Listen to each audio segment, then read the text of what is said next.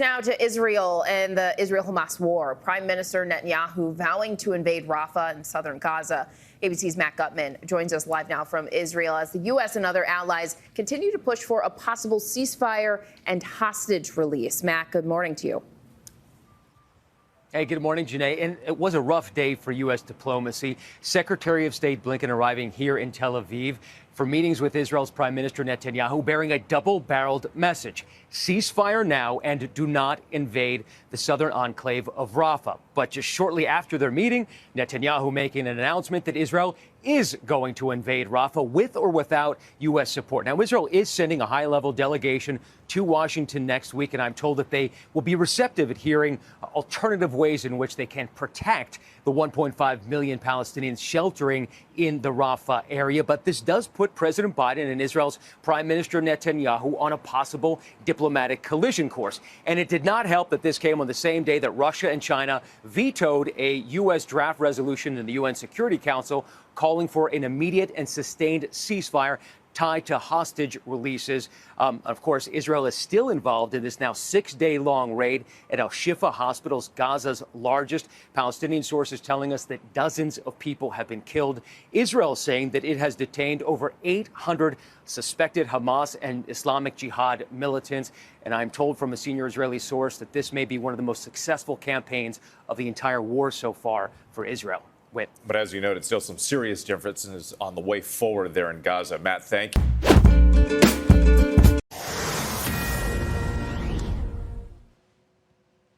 All right. Can anyone spot Donald Trump maybe $500 million? I'm being a little facetious here, but to make the point that Letitia James has her way, the Attorney General of New York State, he's got to come up with $454 million by Monday, or she starts taking and seizing some properties. First to Andrew Czerkowski on this, the former federal prosecutor. What happens if he doesn't get that money together and how that might roll out? Andrew, we don't know, but what do you think? Well, not only would Letitia James start the seizure of the property, but he could lose his appellate rights. Now, there is an appeal currently pending with the appellate division where Donald Trump lays out the ask for a stay on the $500 million fine that has to be filed ahead of the appeal. He lays it out in good order. He says that the statute specifically allows it. He's got examples of when it was used. He has examples of why the judge is likely to be overruled by the appellate court in this case. And he, of course, has a very strong argument with the Eighth Amendment. So he really has a strong argument. I'm disappointed that the court didn't come out on Friday with a decision on that. I think their credibility depends on it. We've seen how badly Judge Engoron was kind of dragged through the mud about his bias and his prejudice through the course of this. I think the appellate court wants to maintain their neutrality here, and they should. I really, again, would have hoped them to have come out with a decision yesterday, but by Monday midday, I would hope that they have something. You know, Andrew, so much of this is unprecedented anyway, but why couldn't Judge do just that and just say, all right, we don't come up and make him come up with $500 million. I mean, he's not a flight risk. He's the most recognizable face on the planet, probably. Nowhere for him to hide. It's not as if he's going to try to hide. So what would be the harm of, I don't know, a $100 million bond or anything like that? Well, I'm as confused on that one as you, but we can look to what Letitia James says on that. Her argument on that is, number one, the statute doesn't provide for an exception to the payment. She's wrong on that. The law allows for it. There's precedent on that, but that's what she says. Plus, this payment and this punishment is unlike any in history. In fact, it's the first time such a law has been enacted and enforced in history. So that seems specious to me, but go ahead. Well, you're right on. And when you look at the law, the idea of having this payment ahead of the appeal is to make sure that people aren't judgment proof, or they're not going to leave the jurisdiction or somehow waste the property that they need in order to pay the judgment. That's not an issue with Donald Trump. He doesn't have it in cash, he says, in his filings, but he has it in his real estate. That's a perfectly reasonable excuse under these circumstances to have the security of the judgment there, but to not have it in that cash form that's necessary for the bond. So all of the reasons reasons are there for an exception in this case. And then we really can't forget about the Eighth Amendment. Even if his time passes on Monday, where he cannot no longer file the appeal, I do think he still has appellate options under extraordinary writs to ask for relief because the Eighth Amendment has been violated. My concern is that it will eliminate or reduce his ability to appeal on some of the other issues. But even if he doesn't come up with it, there are still paths to appeal this, and Letitia James will move forward however she moves forward. But I think this is something that could weave its way to the Supreme Court. Wild, very wild. Andrew, thank you so much. I'm Steve Ducey. I'm Brian Kilmeade. And I'm Ainsley Earhart. And click here to subscribe to the Fox News YouTube page to catch our hottest interviews and most compelling analysis.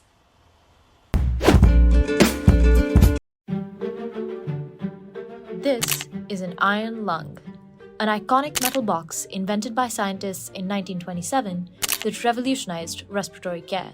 But why was it invented?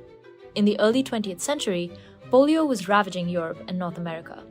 The worst cases involved muscle paralysis, a symptom that, when affecting the spinal cord, meant the patients couldn't breathe, a condition that almost certainly sealed their fate.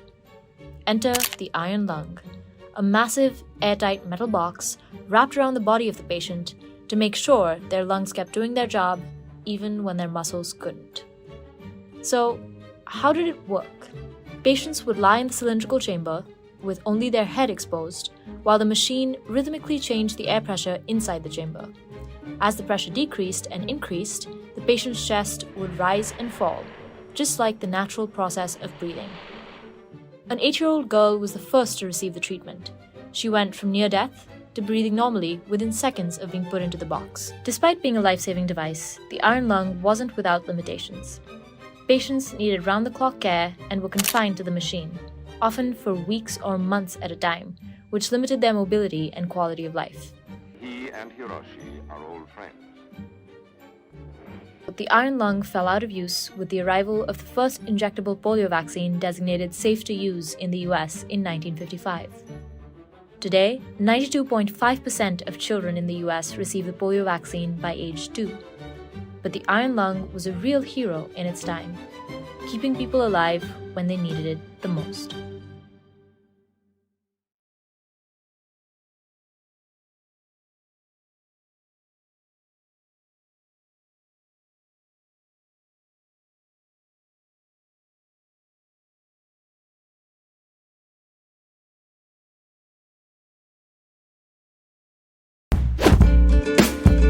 I want to go to Senator Mark Wayne Mullen of Oklahoma, what he makes all of this. And Senator, I know you're a senator, so some of the drama in the House you don't have to pay as much attention to, but I'm sure you have some thoughts on this move on the part of at least Marjorie Taylor Greene to vacate the Speaker, much as was done to his predecessor, Kevin McCarthy. What do you think of it all? Well, Neil, you know, I'm very close to my friends in the House. I still go over there quite often. I probably go to half their caucuses or conferences. And Marjorie Taylor Greene is a good friend of mine. I think this is a huge mistake. I believe this causes dysfunction in the House when it shouldn't be there. Speaker Johnson's doing the best he could. Kevin McCarthy did the best he could. The cards are the same. No matter who is Speaker, they have to figure out how to govern. And it's not ever going to be easy, especially in a very thin majority that Speaker Johnson and Speaker McCarthy both had to deal with. But you have to negotiate. And people get confused in Washington, D.C. between negotiating and compromising. In business, they always say Washington, D.C. needs to operate more like a business. But in business, you're always negotiating. Up here, when you start negotiating, they think you're compromising your values. They think that you're a sellout or you're a rhino. And what it is that they're trying to keep the government operating moving forward so our adversaries like China can't take advantage of us. And when something like this happens, all it does is cause more dysfunction. So I adamantly disagree what she's trying to get done here, because it seems to me it's more of a publicity stunt than it is actually reality on what and how to move this country forward. Well, you know, the rap against your party, sir, is that you don't know how to negotiate. You're lousy at it, and you have a track record where the Democrats constantly seem to get the better of you. How do you answer that?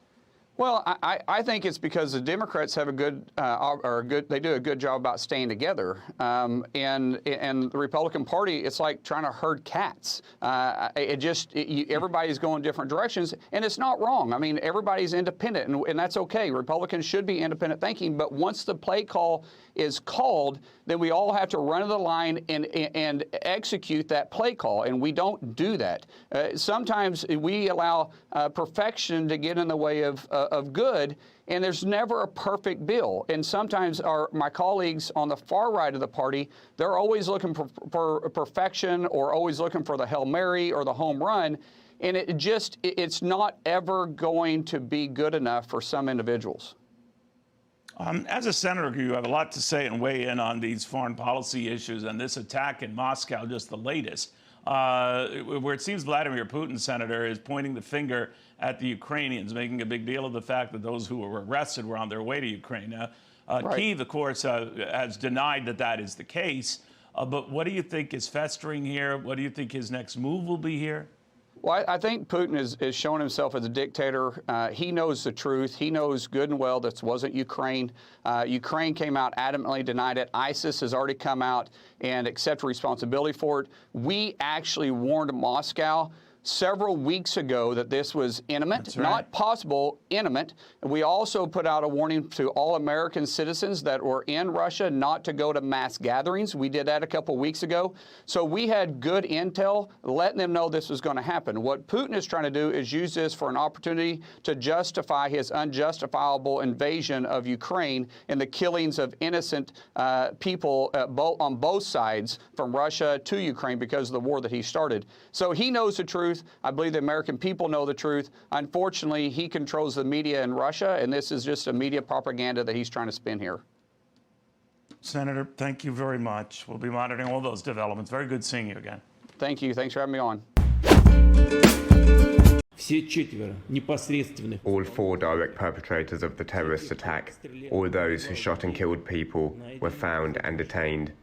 They tried to hide and move towards Ukraine, where, according to preliminary data, a window was prepared for them on the Ukrainian side to cross the state border. He was claiming that the perpetrators and their accomplices, which is 11 people in total, 4 gunmen and 7 people that the Russians say that they also apprehended who allegedly were helping them, were trying to make their way to the Ukrainian border. Now, of course, there is a war going on that border. There's obviously minefields and the like. That is not an open border. And he's then saying that a window was prepared for them, which could mean some sort of opening on the Ukrainian side and from the Ukrainian side. So it certainly seems as though the allegation there is that they had help from the Ukrainian side. Ukrainians continue to say that they had absolutely nothing to do with all of this. They are in turn blaming Russian special services for allegedly having this to be a false flag operation.